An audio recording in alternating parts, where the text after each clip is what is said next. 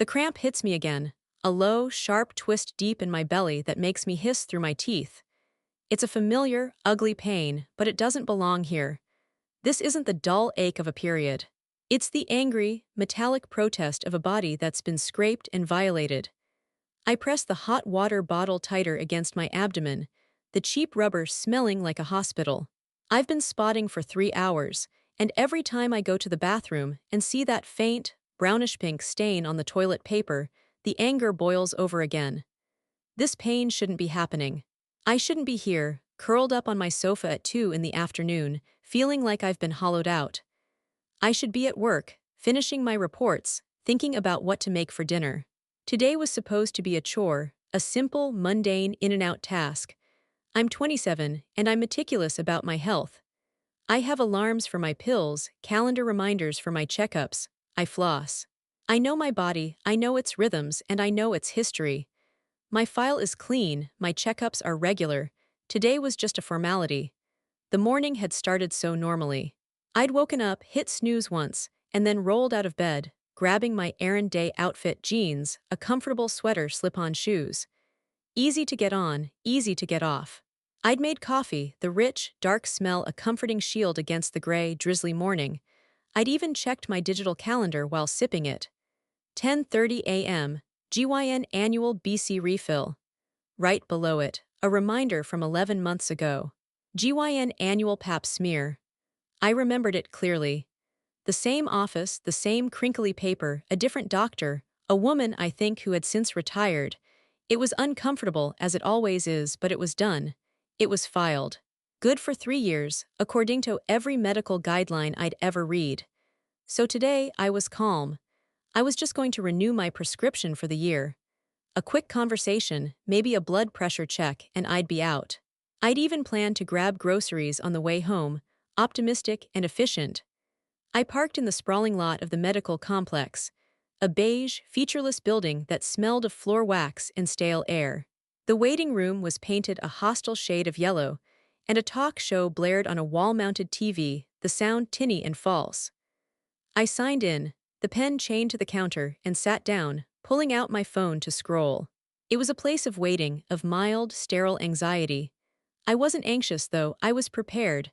I had my insurance card, my copay, and my simple, clear request. I was just there for my birth control. I knew my rights.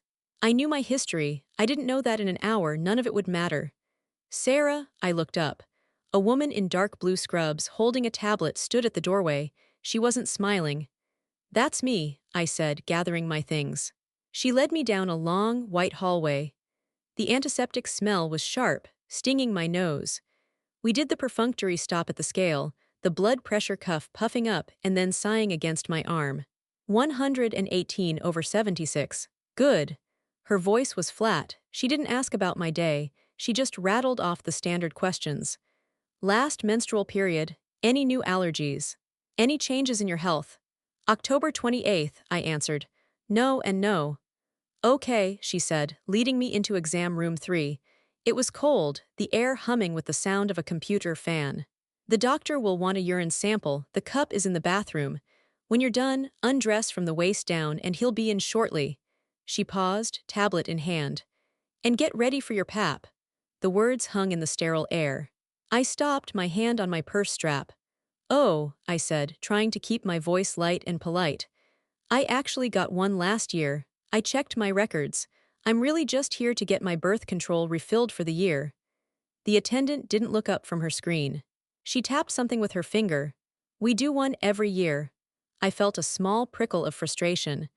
I think the standard guidelines are every 3 years, or even 5 now with an HPV test. She finally looked at me, her expression unreadable. Our office policy is that he does one every year. I stood there for a moment, feeling the power dynamic shift. I was the patient, the customer, but I was already being told what my body needed, against all current medical advice. This wasn't about health, it was about policy. It was about billing. I'm really just here to get my birth control refilled, I repeated, firmer this time. I'm happy to do a pelvic exam if it's required for the prescription, but I'd like to opt out of the pap smear. I just had one. Can I just talk to the doctor about it? the attendant sighed, a tiny, impatient puff of air. Let me check with him and ask. She left the room, pulling the door almost shut, leaving a crack of light that felt like I was being watched. And I waited. This is the part no one talks about, the waiting. Sitting on the edge of the exam table, the paper crinkling under my thighs, my jeans still on, feeling like a disobedient child.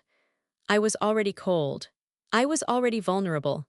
I was in a room full of sharp, metal instruments, waiting for a man I'd never met to grant me permission to not have one of those instruments used on me. I pulled my sweater tighter. I could hear muffled voices outside.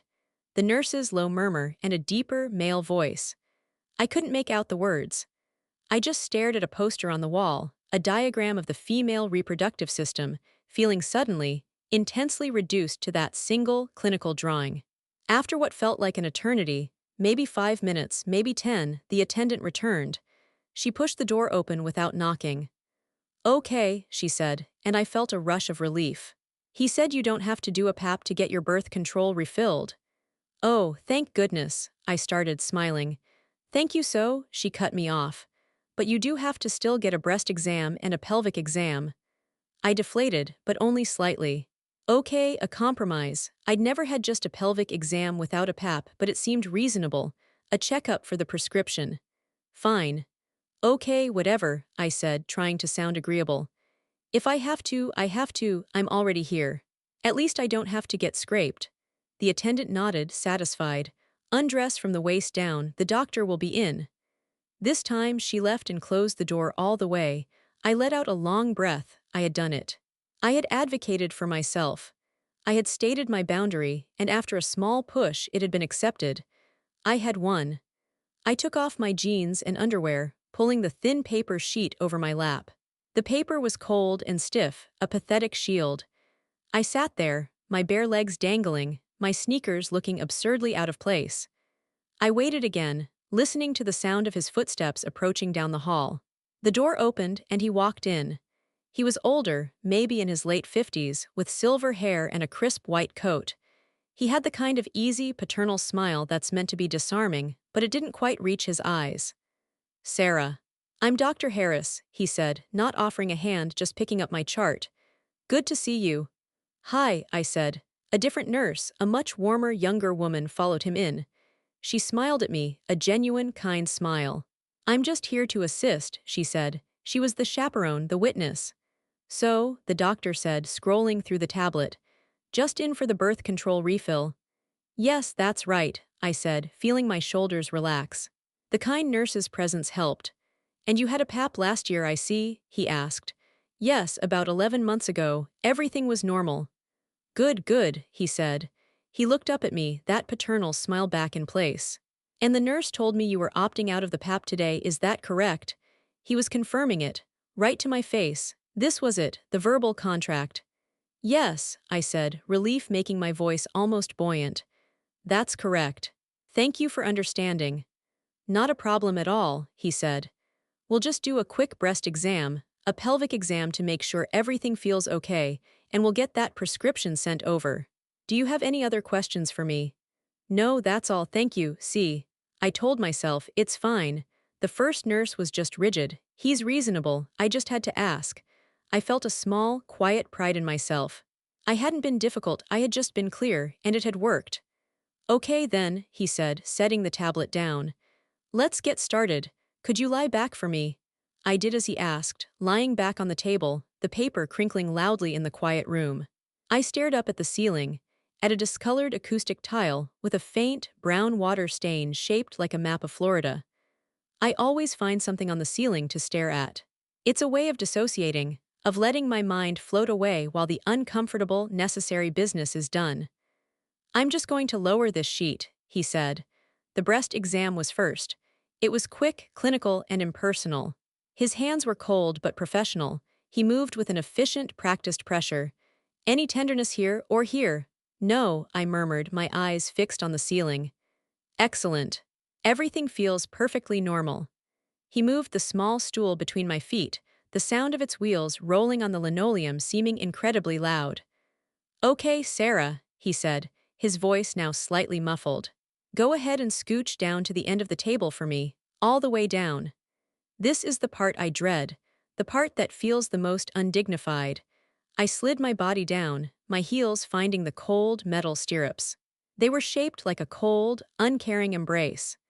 The nurse, the kind one, gently repositioned the paper sheet over my knees, a small gesture of modesty that I was grateful for. "Okay, just relax your knees out to the side," he said. I took a deep breath, letting it out slowly. "Just get through this. It's just the pelvic exam. It'll be over in 30 seconds, then I can get my prescription and go." I heard the snap of latex gloves. I heard the sound of a drawer opening. And then I heard another sound. A sound I was not supposed to hear today. It was the unmistakable, metallic click-clack of a metal speculum being opened. And then, the faint, ripping sound of a sterile package being torn open. The package that holds the Cytobrush, the scraper. My entire body went rigid. No, my heart hammered against my ribs. I wanted to sit up. I wanted to shout, "What are you doing?" We agreed. But I was frozen. I was trapped. My legs were in stirrups, a sheet over my knees, a man I didn't know sitting between my feet. The kind nurse stood beside him, her face obscured. I was in the most vulnerable position a person can be in, and I couldn't find my voice. There's no way, I thought, my mind racing, trying to find another explanation.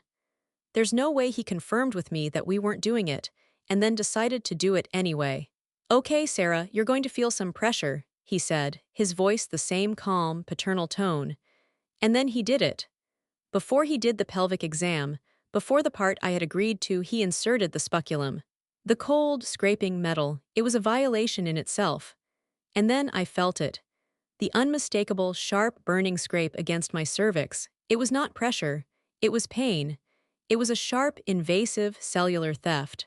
I gasped, my whole body tensing, my toes curling in the stirrups.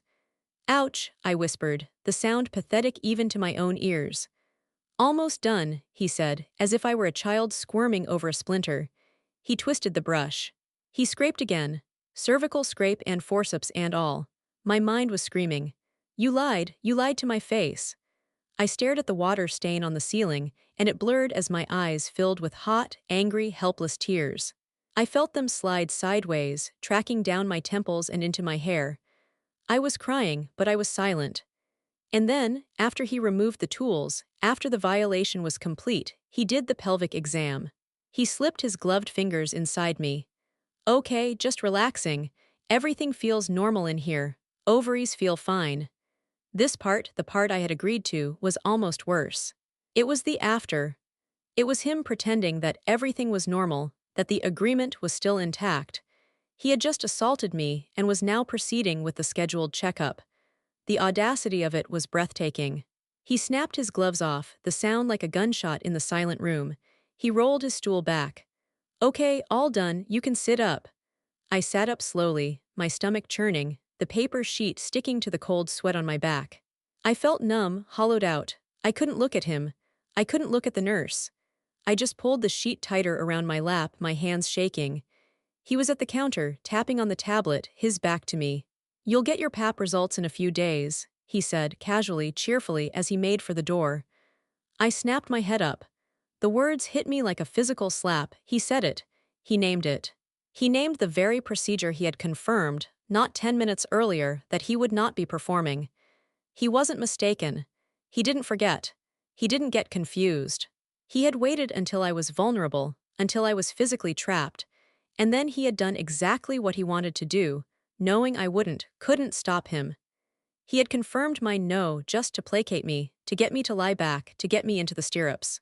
Fucking great, I thought, the words a silent scream in my head. "Thanks." He left the room, that same easy smile on his face as he said goodbye to the nurse. The door clicked shut, leaving me alone with her.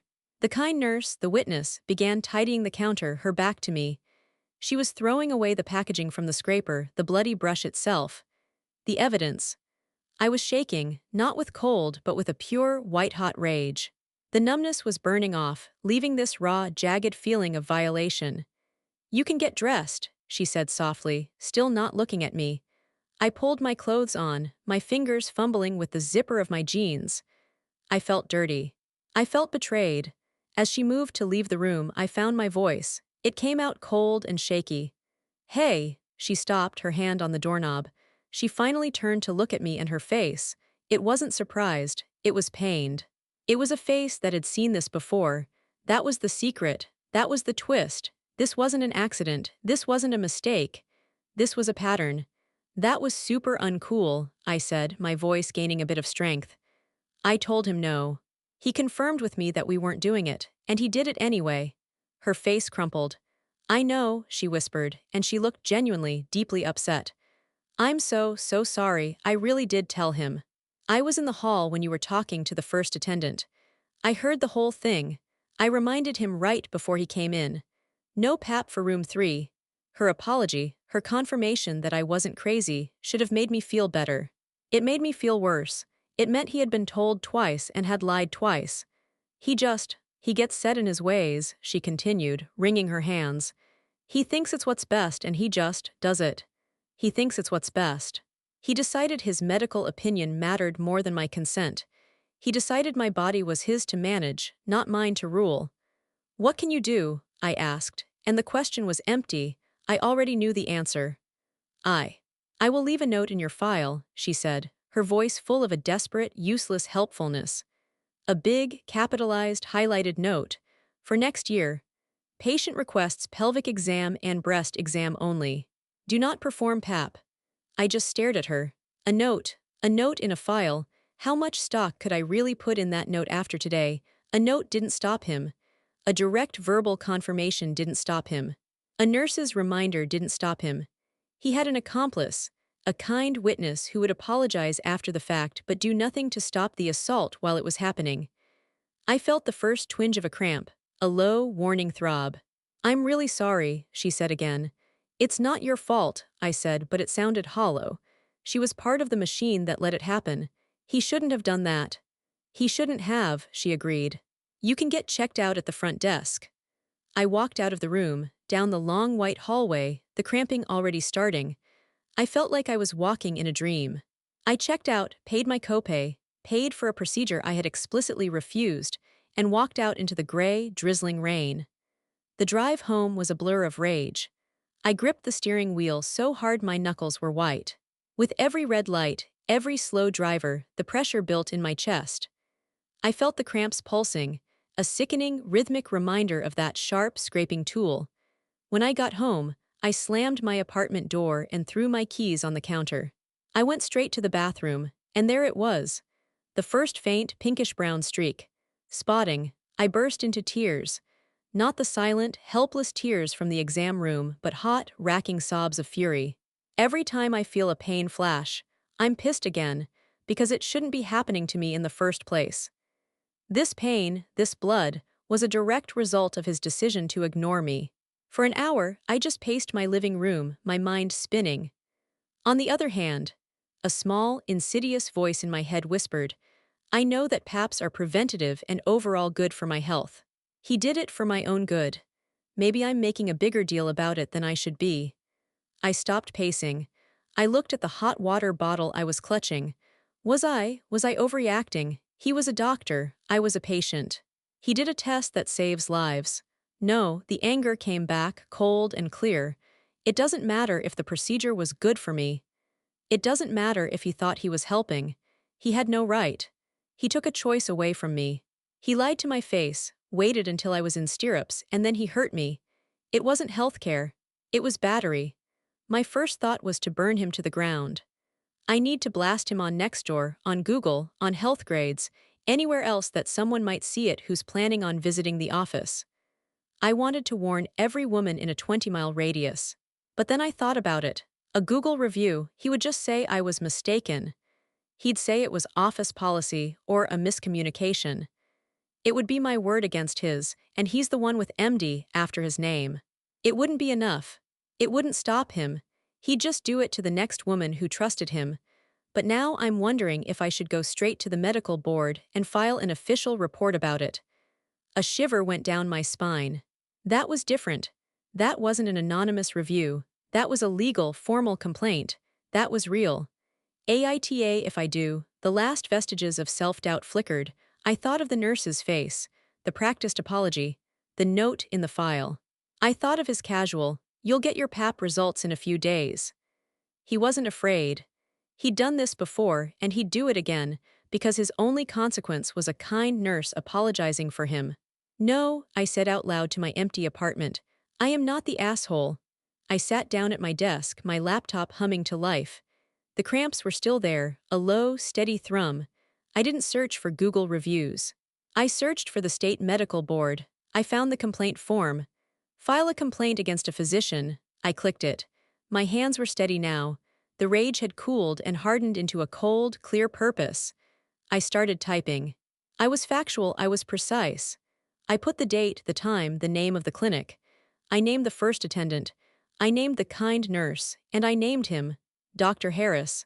I wrote about the first attendant's every year policy. I wrote about my explicit request to opt out. I wrote about the compromise, a breast and pelvic exam only. I wrote, in excruciating detail, about the moment he came in. About how I confirmed with him, "I am not getting a pap today, correct?" And how he confirmed with me, "That's correct." I wrote about the breast exam. I wrote about the stirrups. I wrote about the sound of the package tearing open. I wrote about the scrape. I wrote about the pain. I wrote about how he performed the pelvic exam after the unconsented procedure. And I wrote his final, damning words, "You'll get your pap results in a few days." I read it over once. It was cold, it was factual, and it was the truth. I thought about all the women who had probably sat in that room, who had felt that same scrape, who had been told it's for your own good, and who had doubted themselves into silence. I thought about the note in the file that was meant to placate me. I hit submit. A small thank you page appeared. "Your complaint has been filed." I felt no joy. I felt no triumph. I just felt a quiet, hollow resolution. "Thank you all so much for your support," I thought, imagining a sea of supportive faces, the ones I would later find online. I feel way less crazy. I'm hoping that they take it as seriously as I do. A week later, the spotting stopped. The cramps faded. My body healed from the physical trespass. The mind, however, takes longer. The clinic called, a cheerful, anonymous voice from the front desk. "Hi, Sarah. Just calling to let you know your pap results came back, and everything is perfectly normal." I held the phone, my knuckles white, the sheer, unmitigated audacity. "Thank you," I said, my voice as flat and cold as a steel table. I hung up. I never went back. I found a new doctor, an all-female practice across town. The first appointment was agony. I was so tense, my muscles a rigid wall of armor, that the new doctor, a kind woman with warm eyes, had to stop. "Hey," she said softly. "You're safe here. What's going on?" I told her, the whole story. I expected her to defend him, to make excuses. She just listened. And when I was done, she looked furious. "What he did was battery," she said, her voice firm. "That is not healthcare. I want you to know, in this room you are in charge. We will do nothing, not even a blood pressure check, without your explicit verbal consent. If you want to stop, you say stop, and my hands are up. Understood?" I almost cried, this time with relief. Months passed. I received a thick envelope from the state medical board. My hands shook as I opened it. It was a long, formal letter. "After a thorough investigation into your complaint," it said, "he had been formally reprimanded and fined." It said corrective action had been ordered regarding his office's policies on patient consent. It wasn't prison, he didn't lose his license, but it wasn't a note in a file, either. It was a permanent mark on his record. It was a formal, legal acknowledgement that I was right. I learned something that day. I learned that no is not a negotiation. It's not a suggestion. It's not a polite request to be considered. It's a boundary. I had gone into that office a patient, trusting in a system. I had been polite. I had tried to compromise. I had been met with paternalism and deceit. He mistook my politeness for permission. He thought my trust was his right to command. He was wrong. He didn't just give me a test I didn't want. He gave me a scar, and he gave me a sword. My body is not a policy. My consent is not a guideline. It is the beginning, the middle, and the absolute, ironclad end of the discussion.